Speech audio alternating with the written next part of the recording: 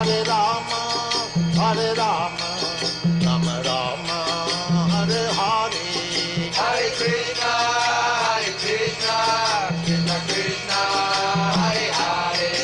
Hare Rama, Rama Rama, Hare Hare. Hare Krishna,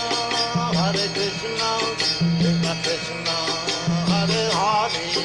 Hare Rama, Rama, Rama Rama, Hare Hare. Hare Krishna, Krishna Krishna, Hare Hare. Hare Rama, Rama Rama, Hare Hare. Hare Krishna, Krishna Krishna, Hare Hare. Hare Rama, Rama Rama, Hare Hare. Hare Krishna, Krishna Krishna, Hare Hare. Hare Rama, Rama Rama, Hare Hare. Hare Krishna, Krishna Krishna, Hare Hare. Hare Rama, Rama Rama, Hare Hare. Hare Krishna, Krishna Krishna, Hare Hare. Hare Rama, Rama Rama, Hare Hare. Hare Krishna, Krishna Krishna, Hare Hare. Hare Rama, Rama Rama, Hare Hare. Hare Krishna, Krishna Krishna, Hare Hare. Hare Rama, Rama Rama, Hare Hare. Hare Krishna, Krishna Krishna, Hare Hare. Hare Rama, Rama Rama, Hare Hare. Hare Krishna, Krishna Krishna, Hare Hare. Hare Rama, Rama Rama, Hare Hare. Hare Krishna, Krishna Krishna, Hare Hare. Hare Rama, Rama Rama, Hare Hare. Hare Krishna,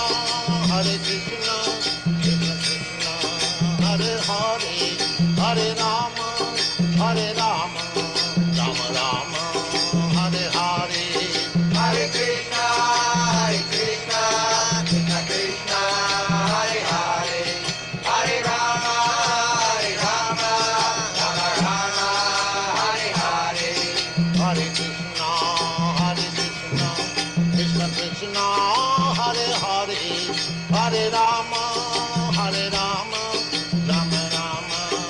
Hare Hare.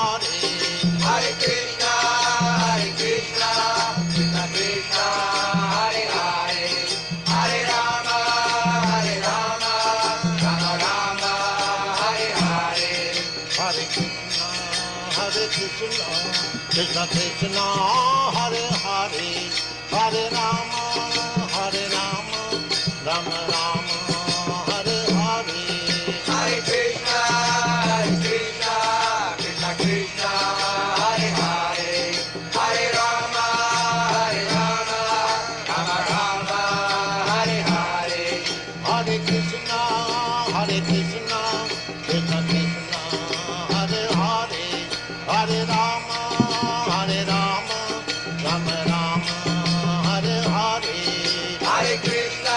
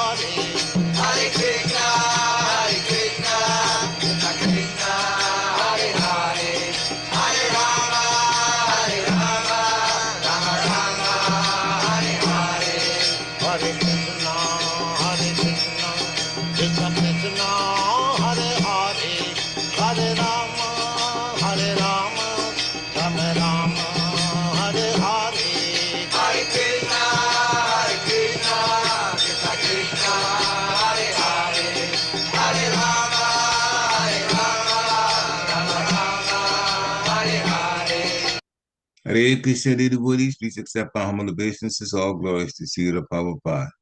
Welcome to this morning's Zoom class from Chaitanya Charitamrita, Adi Lila, chapter 5, texts 31 through 34. And we're very fortunate this morning to have His Grace Vishnugada Prabhu from ISKCON, Philadelphia, to give the class. Hare Krishna. Just give a little, and if she gets on the video, then I'll introduce her. Okay. Jai. Hare Krishna Prabhu, please accept our humble obeisances. All glories to Srila Prabhupada. Vanchakalpatarubhyascha kripasindhubhyo patitanam pavanebhyo vaishnavebhyo namo namaha. Hare Krishna. Hare Krishna.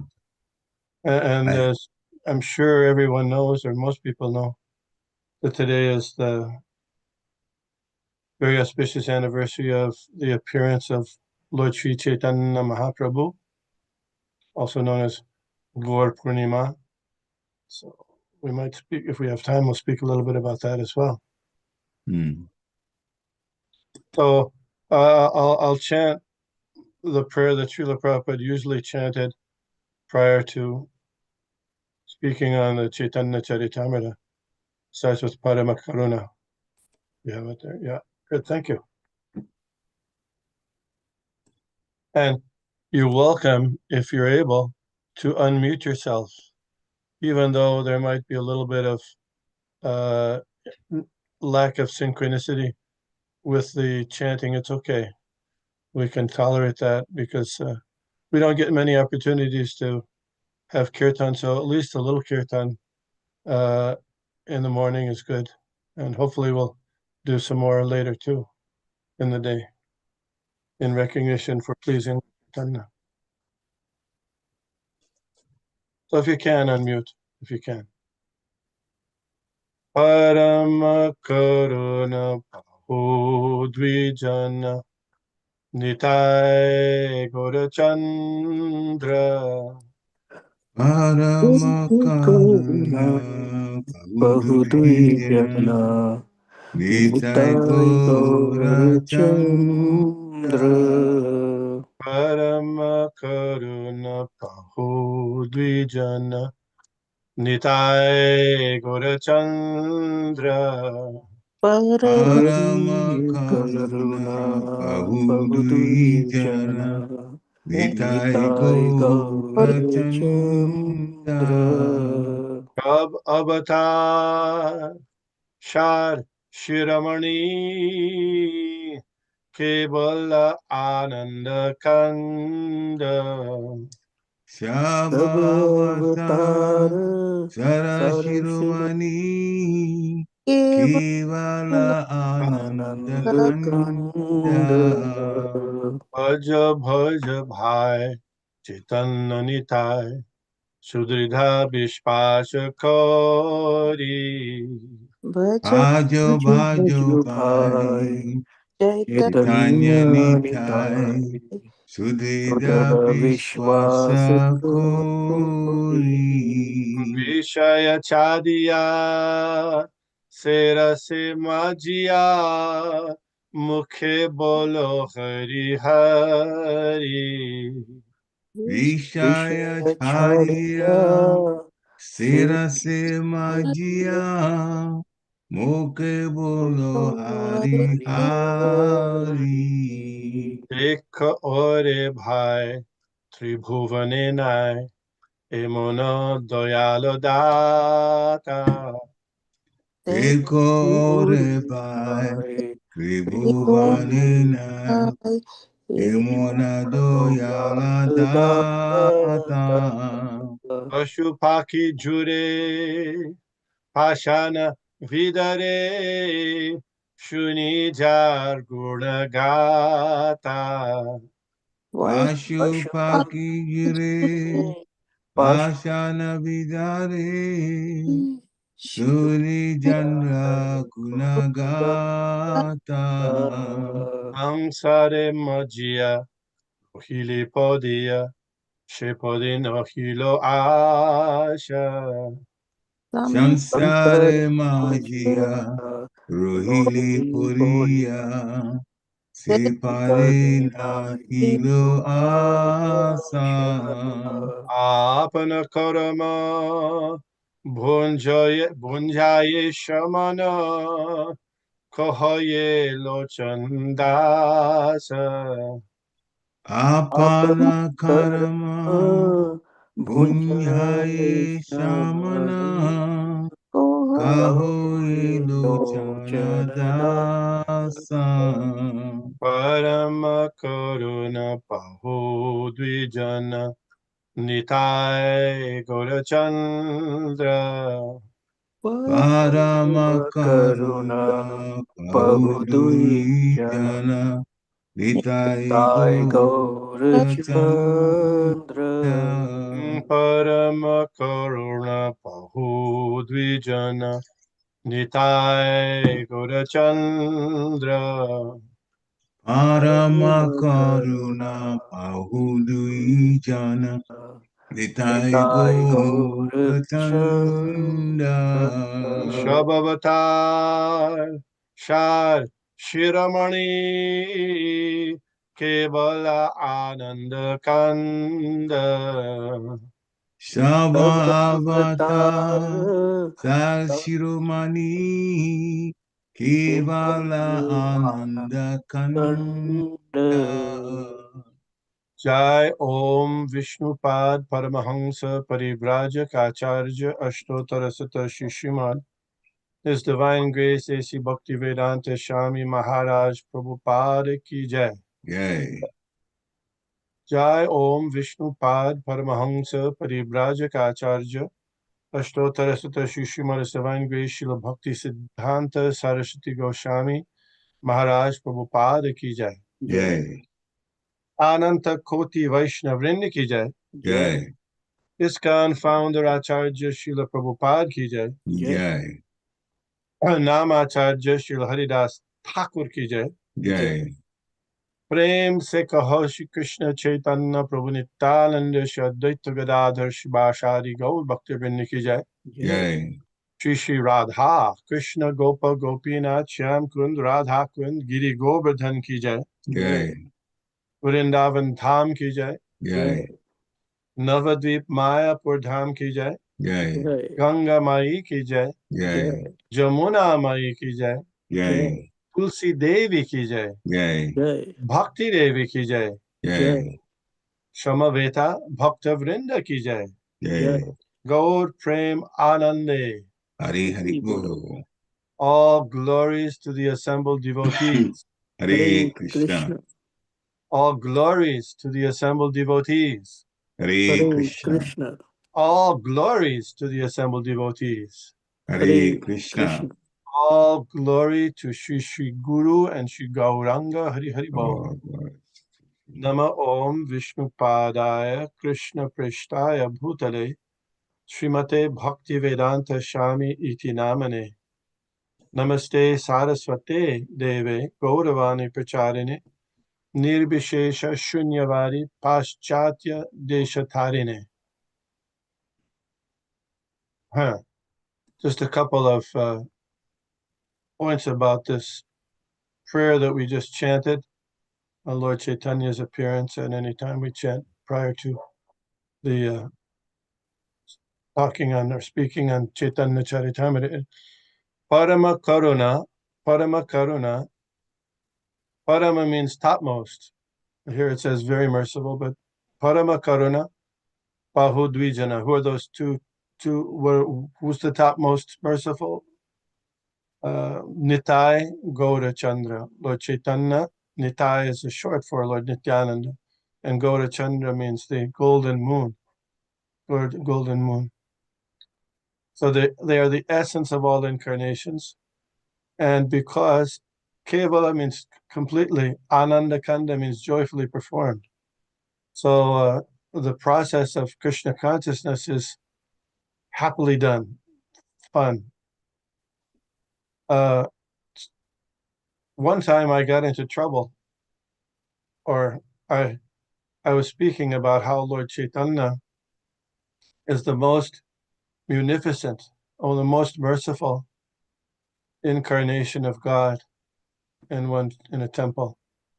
and people became angry. Oh, how can you say that? How can you say that Lord Chaitanya is the most merciful, the most munificent incarnation?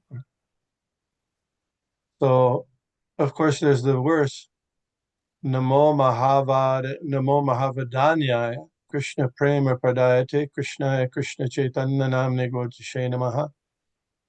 That Rupa Goswami said, he is the most merciful, or the most munificent. Vadanyaya means munificent. Why? Krishna Prema Pradayate, because he's distributing Krishna Prema and the process of Krishna to develop Krishna Prema. And if you think about it, what other incarnation canvassed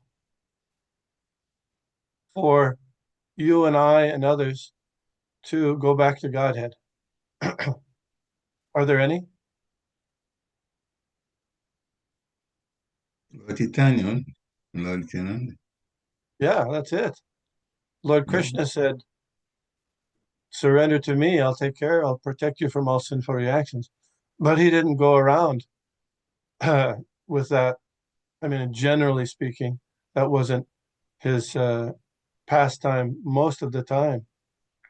Chaitanya Mahaprabhu, he canvassed, he was God, but he canvassed for people like you and I and others to go back to Godhead. How? By propagating the chanting of Hare Krishna Maha Mantra. So this is unique and very unusual. So therefore we say he's the Parama Karuna, the most merciful person, or the Namo Mahavadanyaya, the most munificent incarnation, because no other incarnation did perform those kinds of activities. Would you agree? Yes. Okay, just checking. Anyway, I had I was challenged in that way, so I had to bring up that point when we say that Lord Chaitanya is the most merciful. Well, yes, all incarnations of God are merciful. Yes, yes, yes. But how Lord Chaitanya exhibited it by canvassing, because God, Krishna, he wants all of us to go back to Godhead, and he specifically comes for that purpose. But only Lord Chaitanya, he canvassed for trying to get anybody, qualified or unqualified, to make spiritual progress and go back to Godhead. All right. Om Namo Bhagavate Vasudevaya. Om Namo Bhagavate Vasudevaya. Om Namo Bhagavate Vasudevaya. Om Namo Bhagavate Vasudevaya. Om Namo Bhagavate Vasudevaya. Om Namo Bhagavate Vasudevaya. We are reading and discussing Chaitanya, Sri Chaitanya Charitamrita Adi Lila, 5th chapter, text number 31 through 34. This chapter is entitled The Glories of Nityananda Prabhu. And this is in Bengali. Brahma-sāyujya-muktera tāhā nāhi gati, vaikuṇṭha-bāhire hoy tā sabāra sthiti. Translation. Those who attain brahma-sāyujya liberation cannot gain entrance into Vaikuṇṭha. Their residence is outside the Vaikuṇṭha planets.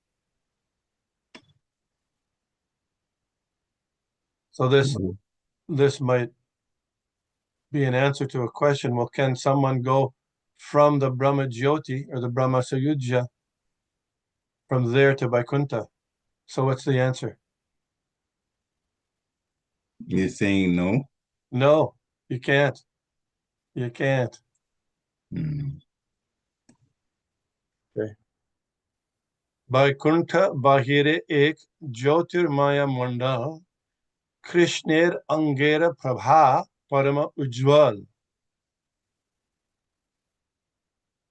Outside the Vaikuṇṭha planets is the atmosphere of the glowing effulgence, which consists of the supremely bright rays of the body of Lord Krishna. Siddhalok Nam Tar Prakritira Par Chit Swarup Tāhā nāhi Chit Chakti Vikar. That region is called Siddhalok, and it is beyond the material nature. Its essence is spiritual, but it does not have spiritual varieties. Surja Mandal Jena Bahire Nirbishesh Bhitare Shurjer Drata Adi Sabishesh. It is like the homogeneous effulgence around the sun. But inside the sun are the chariots, horses, and other opulences of the sun god. Purport. Outside of Vaikuṇṭha, the abode of Krishna, which is called Paravyom, is the glaring effulgence of Krishna's bodily rays. This is called the Brahma-jyoti. The transcendental region of that effulgence is called Siddhalok or Brahmalok. When impersonalists achieve liberation, they merge into that Brahmalok effulgence. This transcendental region is undoubtedly spiritual, but it contains no manifestations of spiritual activities or variegatedness. It is compared to the glow of the sun. Within the sun's glow is the sphere of the sun, where one can experience all sorts of varieties. Om Ajnanati Mirandhasya Jnananjana Shalakaya Chakshurun Militam Jena Tasmai Shri Gurave Namah. Sri Chaitanya Manobhishtam Sthapitam Jena Bhutale Shayam Rupa Gadamakyam Dadati Shapadantikam. Jai Shri Krishna Chaitanya Prabhu Nityananda Shri Advaita Gadadhar Shivashadi Gaur Bhaktivinoda. Hare Krishna, Krishna Krishna, Hare Hare, Hare Rama, Rama Rama, Hare Hare. Before speaking, I would like to request the blessings and permission of all the devotees, and especially those who are senior by age and or advancement in Krishna consciousness. Hare Krishna. Hare Krishna. This chapter is entitled The Glories of Nityananda Prabhu. And in this section, Krishnadas Kaviraj Goswami is describing Lord Nityananda as the first expansion of Krishna, Balaram.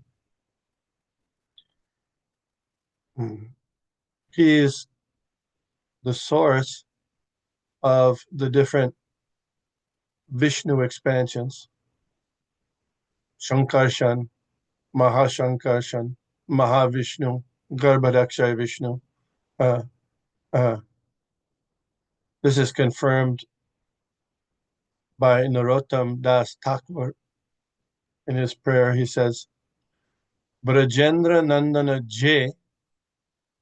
Sachi Sutta Hoilo Se. Balaram Hoilo Nitai. That Nanda Maharaj's son has appeared as Lord Chaitanya. Sachi Sutta as Lord Chaitanya, the son of Mother Sachi.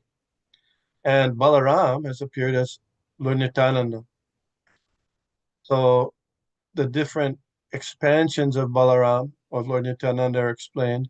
And here he's describing how the impersonal effulgence that is appreciated and looked to as the ultimate goal of the Gyanis and the impersonalists is simply the rays of the body of Lord Nityananda.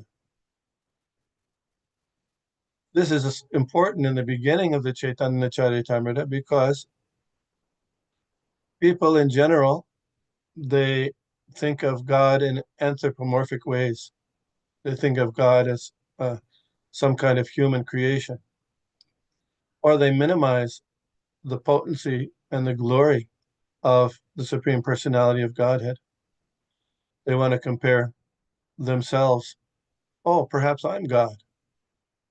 In fact, if you search on the internet, you'll find many, many videos of how to meditate to come to the conclusion that you're God. You can do that if you like. Uh, but yes, you're God, but you're a very, very tiny God, a sample God. Just like a spark is also fire, but it's nothing compared to it's insignificant compared to the big fire. Or a drop of water is also water, but it's insignificant compared to the ocean. So anyway, just to educate ourselves about the actual position and glory of Lord Chaitanya and Nityananda, Krishnadas Kaviraj, so we won't be mistaken to think, oh, these are just ordinary persons. These initial chapters in the Chaitanya Charitamrita are there, describing in detail their potency, their glories, their qualities as being the Supreme Personality of Godhead. So we know, recently we're reading in the Srimad Bhagavatam, in the first part, first canto, there's the verse, Vadanti tat tattvavedas tattvam yajnanam advayam brahmeti paramatmeti bhagavaniti shabdyate. There's those who are the tattvavits. Tattvavits means those who know the truth. No, tattva means that truth. They describe that truth in different ways, in different aspects. Brahmeti means Brahman. Paramatmeti means the localized super soul within everyone's heart. And Bhagavan means the Supreme Personality of Godhead. So yes, the Supreme Lord has his different aspects and his variegated expansions are there. And this aspect mentioned here of the Brahma Jyoti is being focused on in this verse. So some talk about the nomenclature here. So it's sometimes the Brahma Jyoti is talked about as the Siddhaloka or Brahmaloka. You see here, Siddhalok or Brahmalok, different names. Brahmalok can also mean the abode of Lord Brahma. There are 14 planetary systems. And the head demigod in the universe, who's the head administrative demigod, is Lord Brahma. So he has his planet, but this is different than this Brahmaloka, which is the abode of the place of this impersonal effulgence of the Lord. So how can you tell the difference?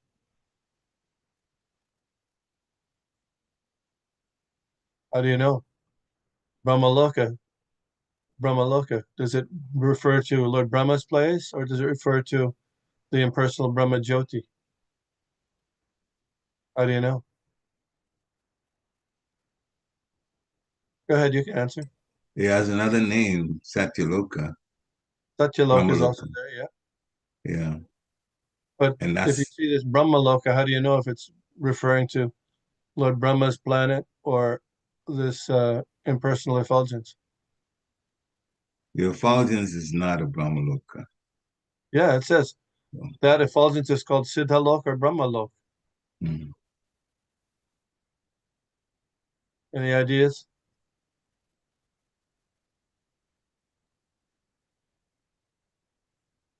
What about dear Krishna Prabhu? You have any ideas about this? No, no, Prabhu. Really? Oh, okay. Usually do.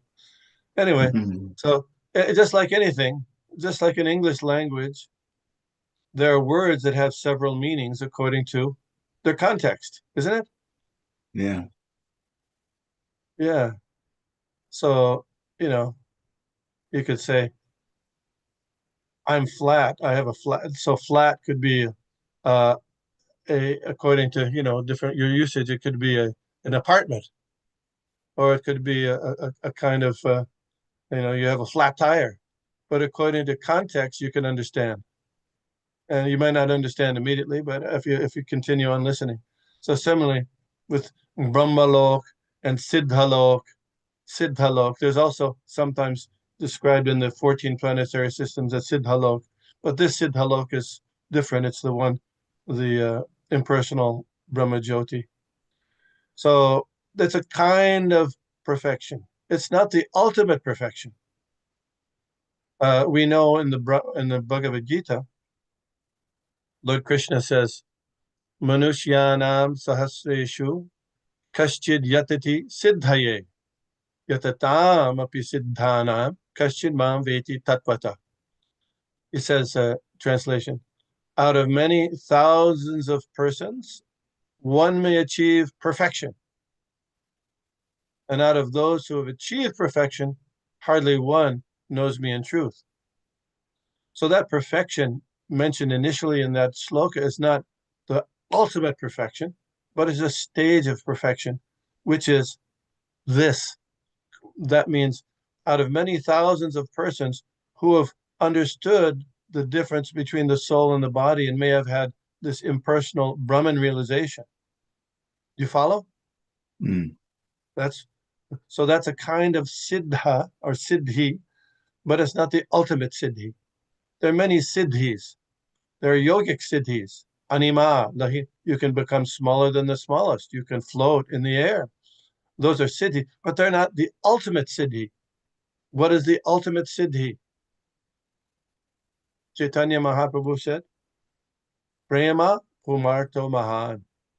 The ultimate goal, the ultimate perfection of our life is if somehow or other we can develop prema. Prema means love of God. And how do we get love of God? By the mercy of Lord Chaitanya and his followers, his devotees. He actually can't get that love without taking the shelter and the dust of the feet of the pure devotees in the line, particularly in the line of Chaitanya Mahaprabhu. So the different siddha, that kind of siddha in that verse is not the ultimate siddha, but it's an intermediate siddhi that's achieved by the impersonalist. Then it describes here, Srila Prabhupada says that siddhi, or the Brahmaloka effulgence, is undoubtedly spiritual, but it contains no manifestations of spiritual activities or variegatedness. So this is an important point. Sometimes, I don't know if it's devotees or if Prabhupada ever said this, but it's something like suspended animation. Mm. Have you ever heard that term, suspended animation? Yeah. And what does that mean, suspended animation? I don't know exactly what it means, but I have heard Oh yeah, it you have an before. I've idea. never What is bothered the idea? to. What is your idea? It's okay if it's not So exactly right. suspended means not active. Yes. Yeah. Yes. And the animation is suspended.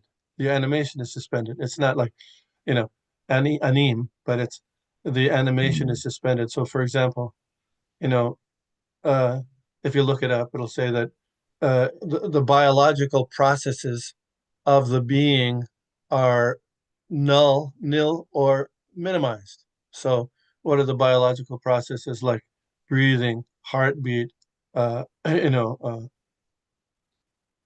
digestion, metabolism? Those things are very, very minute or suspended completely. So in the Brahma-jyoti, naturally, what is the symptom of life? The symptom of life, how can we tell the difference between a dead body and a living body? The living body, go ahead. Consciousness. Consciousness, and the symptom of consciousness is there's activity. There's activity. So without that activity, we don't know. There's somebody can be in a coma and then they're almost comatose, practically on the verge of death.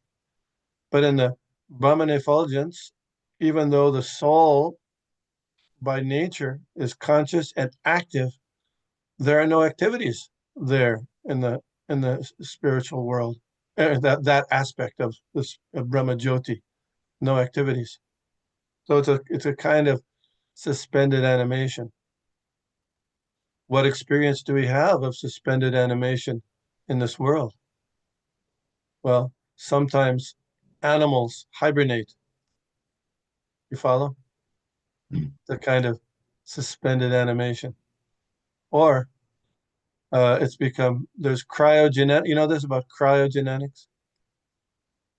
Where somebody dies, and if they have enough money, they have this very expensive process of quickly freezing their body, so that the idea is that in the future there might be some advances in medical science and they'll thaw out the body and then bring it back to life. So that's a state of suspended animation. But these are not natural conditions. I was reading about suspended animation, and apparently somewhere in the Pacific Ocean between Australia and South America, there's an area where there's very little sludge on the bottom of the ocean. You go, several 100 meters down, because it's far away from land masses. And scientists have gone there and they've bored down into the bottom of the ocean floor, and they found microorganisms, organic microorganisms that are in suspended animation. They've been living there, they estimate. This is from a scientific point of view. May not be true, but anyway, that's what they say. They're probably hundreds of millions of years old, these microorganisms in the bottom of the ocean. Hundreds of millions of years old. So that soul inside that microorganism has been in a kind of suspended animation. And the Brahma-jyoti, those impersonal meditators who merge into the impersonal Brahma-jyoti, they're also in a state of suspended animation. But over time, what happens is, because the soul's nature is to be active, that soul, even though it's feeling relief because it's has a sense of its eternality, freedom from fear, but it becomes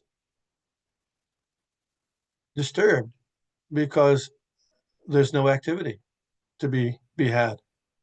So ultimately, the soul must come back to the material world to engage in other activity again, because they have no information or practice about spiritual activity, also known as bhakti yoga. They don't chant the Hare Krishna Maha Mantra or engage in service of Vaishnavas. So that's the fate of those will merge into the effulgence of the Lord. It's one aspect only of the Supreme Personality of Godhead, who has different aspects, variegatedness. Here in the purport, Srila Prabhupada mentions how on the sun globe, in the sphere of the sun, one can see the chariots, horses, and other opulences of the sun god. Ordinarily, we don't think about that. At least I don't. I think the sun is a powerful fireball. What can exist inside? But according to the Vedic literature, those inhabitants, there are inhabitants of the sun, including the sun god, and they have different kinds of activities, the chariots, horses, etc., etc. But that's not understood by the impersonal meditators. The example Srila Prabhupada gave is if you don't know, it's your first time you're going on a locomotive train, and you go to here in the United States, people don't travel by train so much, but in India, it's very common. You go to the train station, especially if it's dark at night and you're waiting for the train, and you have your little son or daughter with you who's never seen a train before or experienced a train, and they're very anxious to know what a train is. And then right about a little before the time of the expected or the scheduled arrival of the train, you see in the distance down the track, oh, what do you see first? It's nighttime. The light. Yeah, the headlight of the train is coming. Oh, Yeah. oh, there you go. There you go. That's a train. Is it a train? Yes, it is a train. But it's not the full understanding of the train. Then if one is a little patient, then not concluding everything from a first sighting, then the train comes closer and you'll see, oh, there's a light, but there's something behind the light. Oh, yeah. Something behind it. There's a form behind the light. So the first realization is like the brahma-jyoti realization, impersonal effulgence limit. And the second is like the paramatma realization. There's light, but there's also the form behind the light. That's what's described here. The form behind the light. But if one continues to be patient, the train pulls into the station. There's the form, the light, the form, and there's persons and activities there also. That's the full understanding of the train. And in Krishna conscious language, that's understanding of Brahman, Paramatma, and Bhagavan. So that light, the Paramatma, and also the Bhagavan are there, all different aspects of the absolute truth. And they're all manifest here from Lord Nityananda. Interesting point is that in many religious, for many religious aspirants, the understanding of the light is as far as it goes. For example, if you search on the internet for pictures of God, you'll find that many, from a Christian point of view, you'll see many of the pictures are of a person sitting on a throne, and his face is just a brilliant light. Here it says glaring effulgence. The idea of glaring is not necessarily a pleasant feature, is it? It's glaring. It's glaring is something that's harsh, right? So they have a picture of a being on a throne, but a glaring effulgence, so you can't see the face. Well, in the Vedas, that's also described in the Ishopanishad.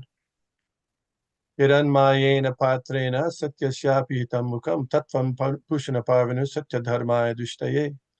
Oh, my Lord, your beautiful face is covered by your dazzling or glaring effulgence.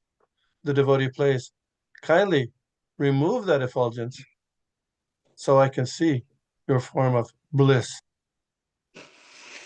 So the light coming from God is very illuminating, but it's not the end. In the Chaitanya Charitamrita, other place, it says, Krishna Surya Samamaya Hoya Andakar. Godhead is light. In the light, you can see yourself and other things in proper perspective. And nescience is darkness. Where there's Godhead, there's no nescience. And in that aphorism or that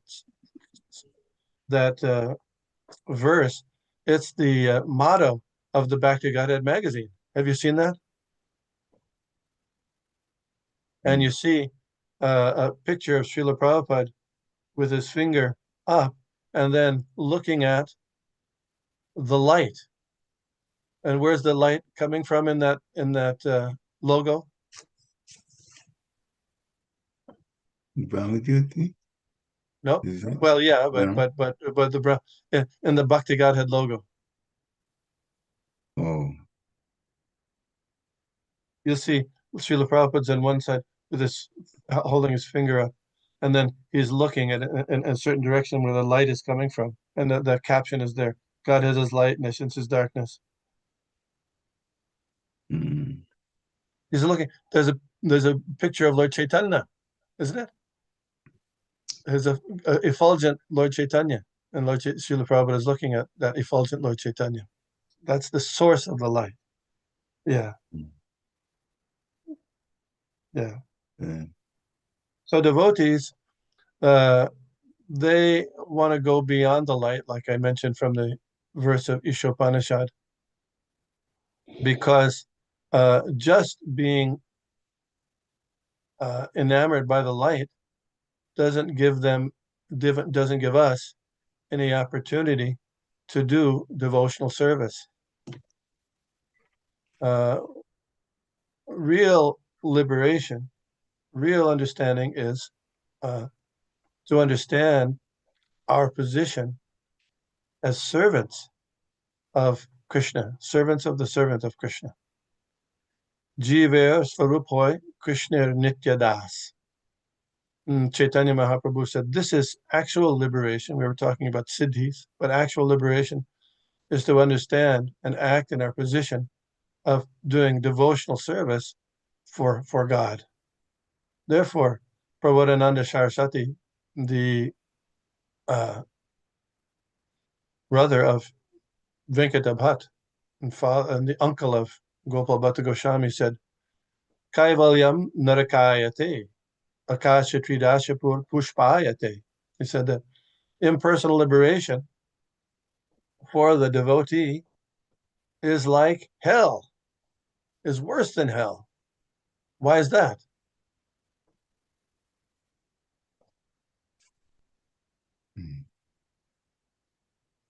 Why is that? Kaivalyam narakayate. Naraka means hell. Kaivalya means impersonal liberation.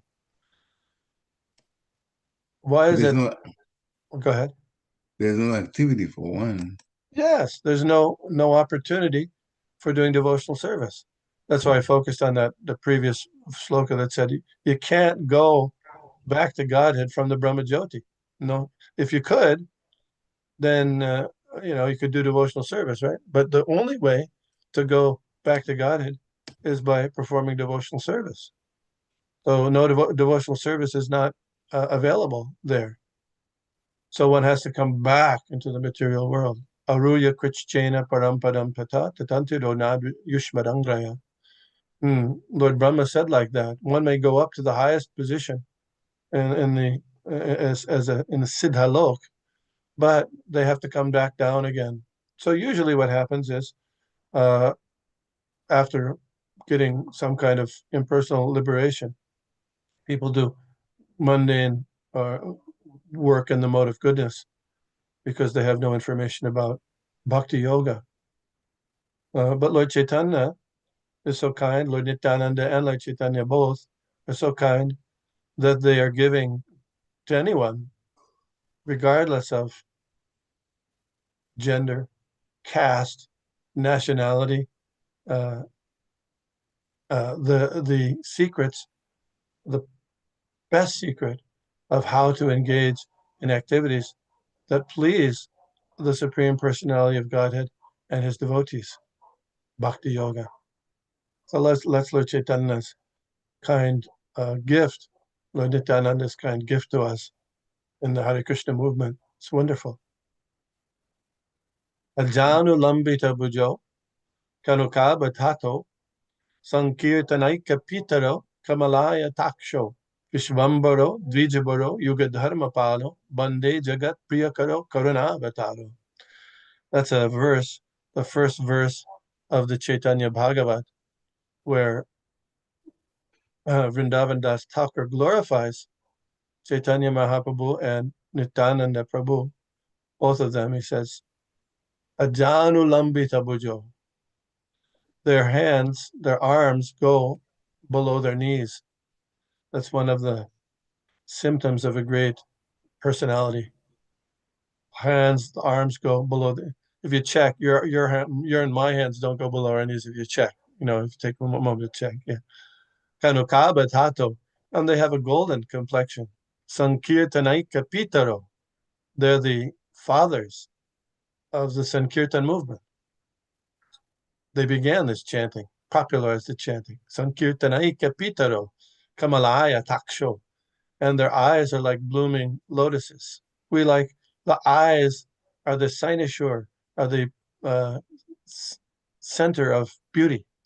If you have dull eyes, then your beauty is reduced. So the eyes of the Supreme Personality of Godhead are like compared to the blooming lotuses. Kamalaya taksho, Vishvambaro. He's the maintainer of the universe. Vishvambaro. Dvijabaro, the best of the twice born. Yuga Dharma Palo, and the maintainer of the Yuga Dharma, the process of chanting the holy names. Vande Jagat Priyako, he's dear to the whole universe. Karuna-avataro, and he's the mercy incarnation of the Supreme Lord. Hare Krishna.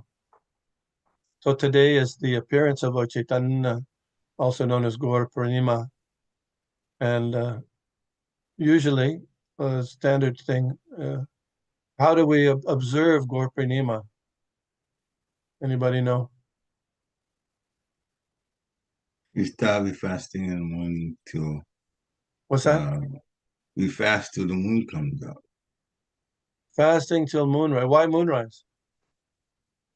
Well, Lord Chaitanya is compared to the moon. It's compared to the moon. That's right. That's right. And he appeared just after moonrise. Yeah. He appeared at moonrise. So in the Chaitanya Charitamrita, Krishnadas Kaviraj Swami offers his obeisances to the full moon night in the month of Palgun, because that's the night that Chaitanya Mahaprabhu appeared. So yeah, there's fasting. Interesting point. Do you fast? Do you also do without any water? Supposedly, but I'm for one taking water because of my health. I will be in big trouble if I don't. Interesting. When I meet God brothers, my God brothers of disciples, other disciples of Srila Prabhupada, I often ask them what their interactions. Do they have any personal interactions with Srila Prabhupada? So I was asking one devotee, one of my God brothers. He said, his name was Vidyananda. He's no longer with us. But he said, no, I didn't have any personal interaction with him. Well, what? No, I did. So, well, did you have any interaction with Prabhupada at all? He said, yeah, actually, I went to the Gaur Purnima festival in Mayapur in 1976. And on Gaur Purnima day, I was with a lot of devotees from Radha Damodar, and they had a darshan. There must have been 40, 50 devotees there, personal darshan with Srila Prabhupada on Gaur Purnima day. So I said, well, do you remember anything that he said or anything that happened during that darshan? He said, I just remember it was Gaur Purnima, and I was fasting from everything, including not drinking any water, nirjala. So how are you feeling? I was feeling very exhausted. I could barely stay awake. And so do you remember anything that happened during the darshan? He said, well, yes, I did remember one thing, that during the middle of the darshan, Srila Prabhupada took a cup of water and held it up. You know how people drink, how Prabhupada would drink without touching the cup to his mouth. And he poured the water down into his mouth and he drank some water. And he said, drinking water on the fast day does not break the fast. This is on Gaur Purnima. He said, oh, that's interesting. That's the only thing he remembered from that darshan. And then I said, well, so then what did you do? He said, well, I went outside and drank some water. Then he said, but how did you feel? He said, well, I felt refreshed, no longer tired. So, I don't know, but is that a personal interaction with Srila Prabhupada? Yeah, I mean, it could be for everybody, but also it was effective for him. Yes, yeah. So, in observance of the full moon night of the month of Palguna, we do. It's not required that one not drink water, can drink water. At least that's the example that Srila Prabhupada gave, according to my godbrother Vidyananda.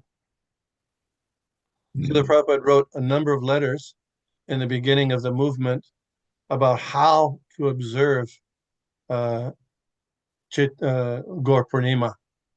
I don't know if it might take time to read those letters, because when the movement was first incorporated, when was that?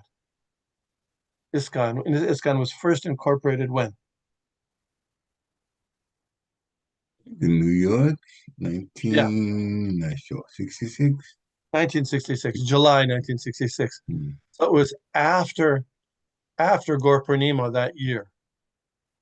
So you see that? It was after. So the first time that Srila Prabhupada, at least there's record of Srila Prabhupada giving directions on how to observe Gaur Purnima, is in letters that he sent in 1967, and then again some letters in 1968, and how to observe Gaur Purnima. So what did he say to do? Any idea? Not really. Yeah, he said you can read from Chaitanya Charitamrita, of course, that time they had teachings of Lord Chaitanya. And in the beginning of the teachings of Lord Chaitanya, you might find that there's a summary of Chaitanya Mahaprabhu's life by Bhaktivinoda Thakur. It's in the introduction to the teachings of Lord Chaitanya. He said you can read that. He said you can read that, or you read now, of course, we have Chaitanya Charitamrita, and we're doing a little study of Chaitanya Charitamrita here. But he encouraged devotees to read the summary of Lord Chaitanya's life there from the beginning of teachings of Lord Chaitanya, or interestingly, in the Srimad Bhagavatam, the introduction of Srimad Bhagavatam also includes a summary of Lord Chaitanya's life. It's a little longer than the one in Teachings of Lord Chaitanya. This was written by Srila Prabhupada. And he includes that in the introduction of Srimad Bhagavatam because he says Chaitanya Mahaprabhu is the perfect teacher of Srimad Bhagavatam. And in that introduction, he mentions that there's 5 aspects of teaching that Lord Chaitanya came to teach. Krishna is the Supreme Personality of Godhead. Vrindavan is non-different, is worshipable and non-different from Krishna. The mode of worship of the gopis is the best kind of worship. The method of developing spiritual Srimad Bhagavatam is the topmost literature, and the ultimate goal of life is to develop Krishna prema Pumarto Mahan. So these things are mentioned. then he says, chanting Sankirtan, it's very good if you go, you can do Sankirtan during the day. So you could do Sankirtan either at that time, they could go out or also in the temple or both, doing Sankirtan. Reading about Lord Chaitanya's life or hearing about Lord Chaitanya's life and teachings, and doing Sankirtan, fasting until moonrise. And then, you know what he said? He said, break the fast with food like Ekadashi. Maybe you know this. Did you know this? Yeah, we do it in Harrisburg. Yeah. Sometimes, actually, there's several leaders who told me there's no evidence that Srila Prabhupada wanted devotees to break fast with Ekadashi, but actually, if you look in those letters, it's very clear that that's what he said. His instructions were, and then he said, have a feast, a big feast, the next day. Do you know that? Mm. And then a devotee from the temple president in Montreal wrote him and said, well, the next day is a weekday. So how about if we have the big feast on Sunday instead of the next day? And Prabhupada said, yes, you can have it on Sunday or the day after Gaur Purnima or both days, he said. And some people interpreted that you can have Sunday feasting on Gaur Purnima. But he had already said that's not he said, light, Ekadashi, light, he said, or not at all. Anyway, so that's very interesting, he said. But fasting, Krishna says in Bhagavad Gita that yat karoshi rajnashi yat johosi dadasi yat tapasyasi kaunteya tat kurushvamarapanam. If whatever you do, whatever you eat, whatever you offer, give away, as well as any austerity you perform, should be done as an offering to me.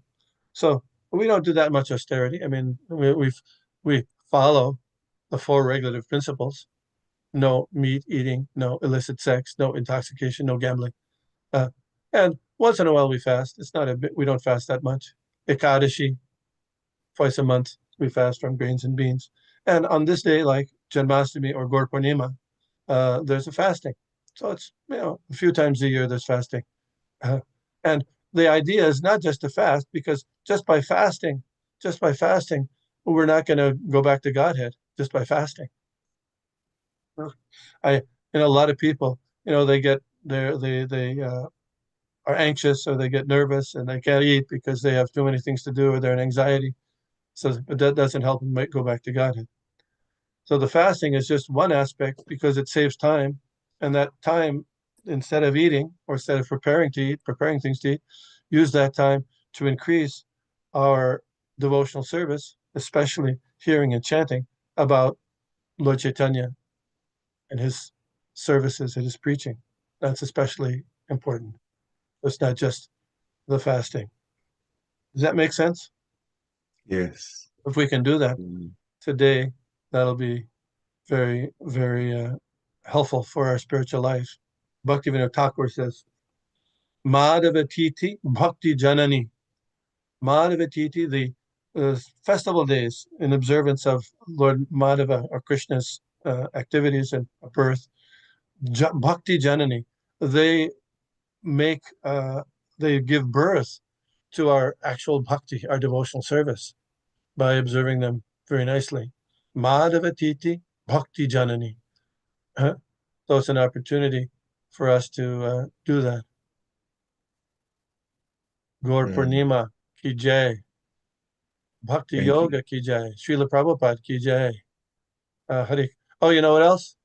In an early letter to, I think it was, his name was Janardhan, Srila Prabhupada also wrote, you can chant this prayer on Gaur Purnima. Usually when we offer respects to Lord Chaitanya, we chant Jai Shri Krishna Chaitanya, Prabhu Nityananda, Shri Advaita Gadadhar, Shri Bhashari Gaur Bhaktivinoda.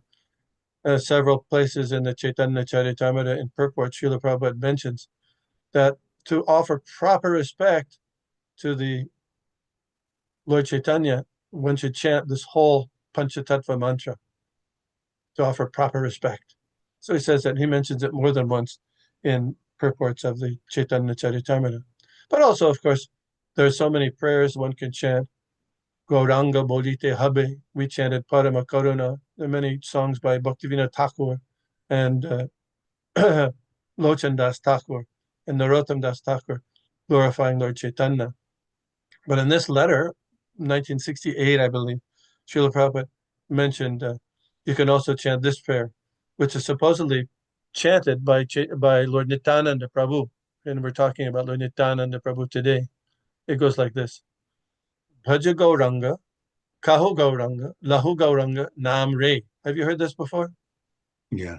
It's very famous in Bengal. Yeah. Bhaja Gauranga, Kahu Gauranga, Lahu Gauranga, Nam Re. That means worship Gauranga, chant Gauranga, take Gauranga's name. Lahu Gauranga Nam Re. Take Gauranga's name. Jejan, that person, Jejan, Gauranga Bhaje, who worships Gauranga that way. Shehai Amar Pran, they're my life and soul. So that's Lord, supposedly, he says, Lord Nityananda sang that prayer for Lord Chaitanya. Bhaja Gauranga, Kahu Gauranga, Lahu Gauranga Namre, Jejan Gauranga Bhaje, Shehai Amar Pran Re. Hare Krishna. Okay, thank you very much for a very in-depth lecture. Devotees, if you have questions, this is the time to unmute yourself and ask them. And also, if you have some realizations or takeaway that you want to stress or, appreciate from the lecture, you also can say that. Amy, I'll start off. Yes. So there's Siddhaloka, the transcendental effulgence, that region that says here, this text is still on here, called Siddhaloka. And you also mentioned there is another Siddhaloka, and that Siddhaloka is the planet of the ancestors. No, it's the planet of those who have siddhis. Oh, okay. Those Yogic who have siddhis, like, Anima, Lagima, those yogic siddhis. in Siddhaloka. So that's in the heavenly planets then. Yes. Okay. Right. That's yeah. The one is okay. So Just like angels, we call them Gandharvas, but the angels, they can fly around. That's a siddhi, right? Yes. So different, as you go up, there's 7 upward planetary systems. As you go up, the beings have more and more facility, more and more abilities. They have, they can fly. In fact, if you're looking in the Srimad Bhagavatam, say, for example, there's a description of Shukadev Goswami when he's present at the passing away of Bhishmadev, and Srila Prabhupada gives a description of Shukadev Goswami from different parts of the Vedic literature. And he said that sometimes he would travel to the heavenly planets, Shukadev Goswami. Oh, okay. So he's on the earth. Because he had some siddhis. Sure. He could travel to the heavenly planets.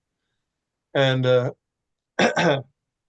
was a yogi by the name of Mandak Muni, who, was sentenced to death by the king or by the constables of the king in error.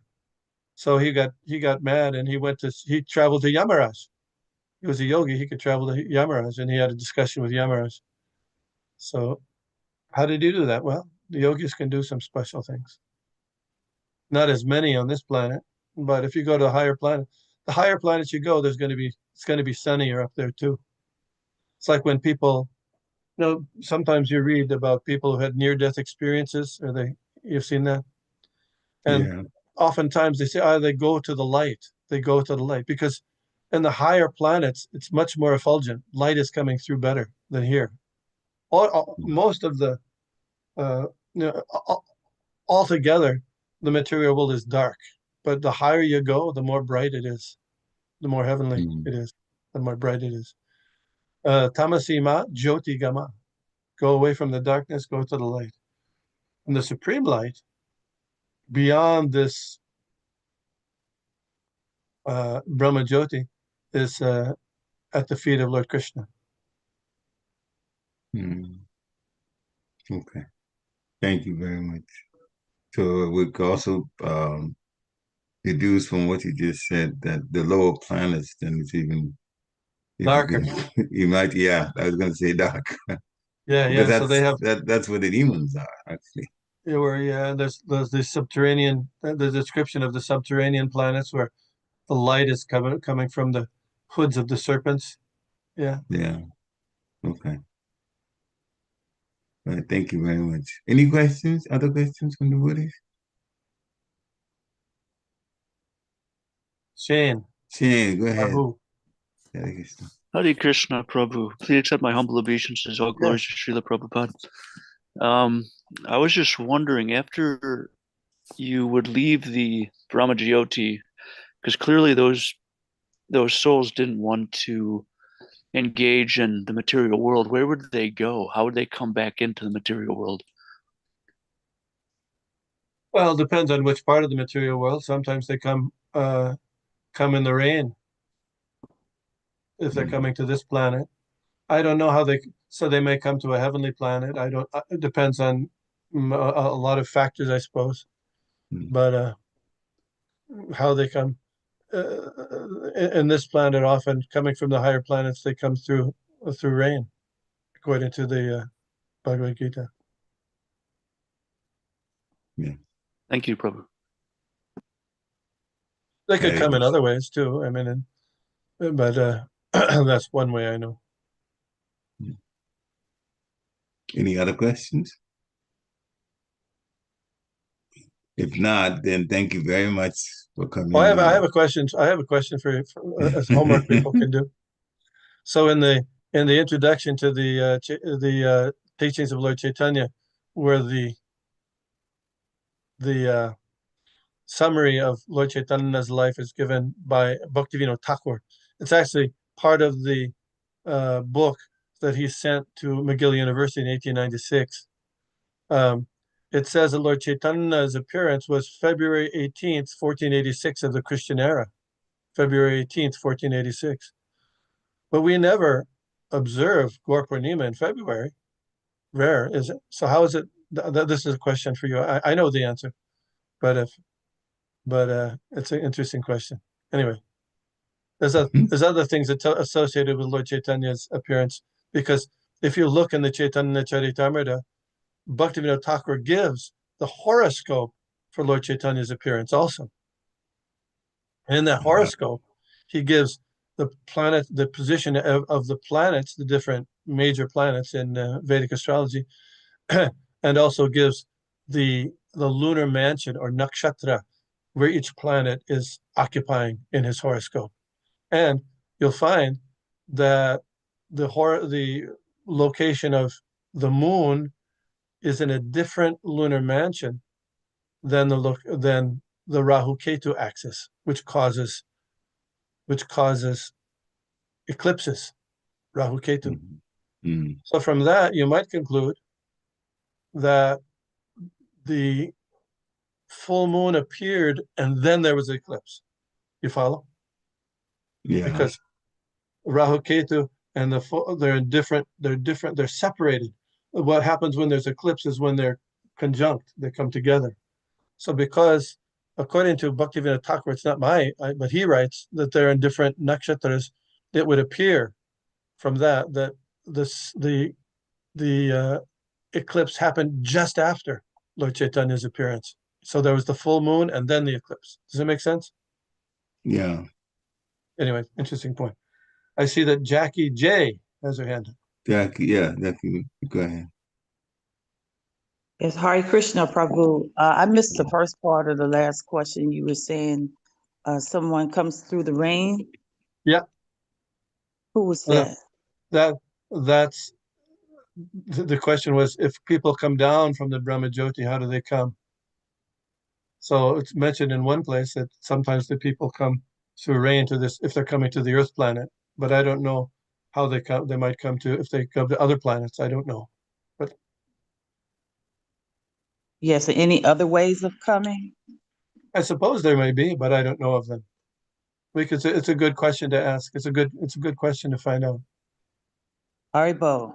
It's a good Mhm. something to research. Yeah. Yeah. I mean, like for example, people get their next body. How do you get your next body? You get it It's a, because mhm. you're. Go ahead. Go ahead. No, it's okay. I was just gonna say this. So, the subtle body takes the soul to the next existence. That's just there Yes, is. yes. The subtle body is so.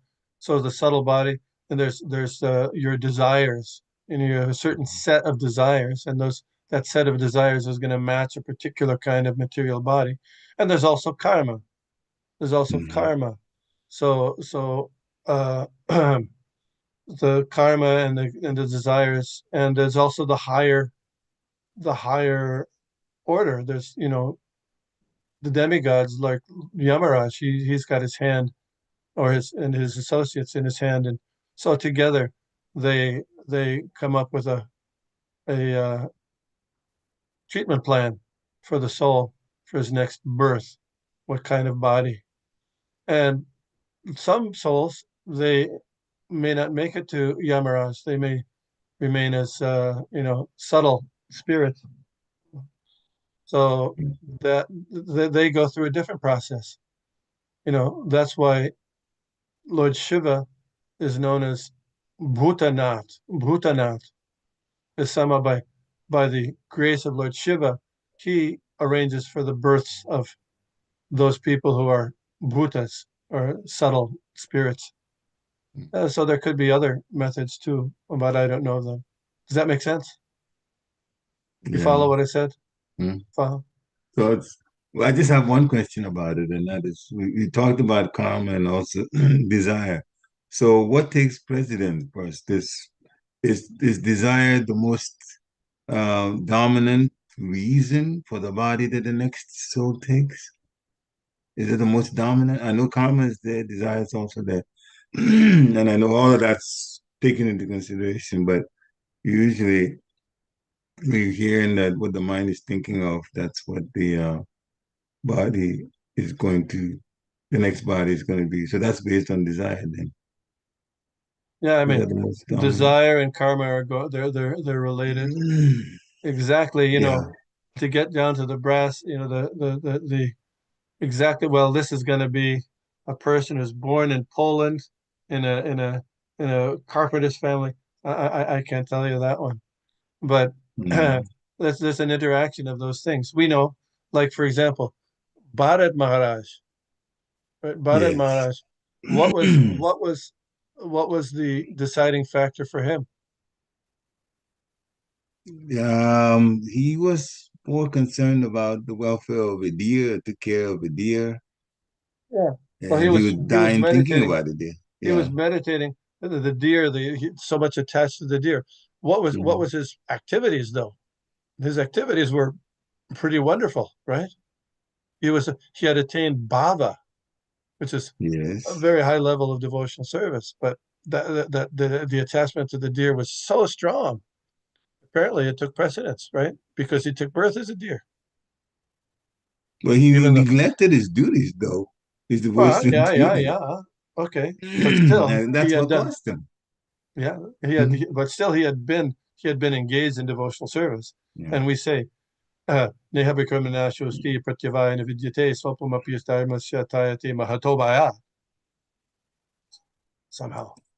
So there has to be an Mhm. interaction, exactly. And who's determining how it fits exactly? Well, that's the job of Yamaraj and his associates and Lord Shiva and all. And exactly how it works. Well, there's probably somebody who could tell you, but I can't tell you. It is quite complicated But of course, for us. devotees, Yeah. we're talking about Lord Chaitanya, and Lord Chaitanya is not encouraging us to figure out exactly what material birth we can get next, but he's encouraging us to, make this birth our last birth and take advantage of the time that we have and use it judiciously, efficiently to make progress so that we can go back home, back to Godhead. So we don't have to worry about that stuff. Anyway, thank you very much. We can have more discussion about it, I guess, another time. Thank you, dear devotees. Any final questions? If not, then thank you, Prabhu, for coming on and give such a Hare wonderful, Krishna. in-depth lecture. And Gaur Purnima ki jai. Yeah, Lord Chaitanya. Jai, Hare Krishna. So, dear devotees, have a nice, wonderful, close to temple. Please go for a Gaur Purnima celebration. It's definitely in Harrisburg here. It'll probably be in Philadelphia also, but wherever you are, find out the program for Gaur Purnima, the temple, and go for that. It will be very nice. And if you're outside of the temple, you can't make it to the temple, chant Hare Krishna anyway. In your home or your family or whatever. Yeah. Hare Krishna.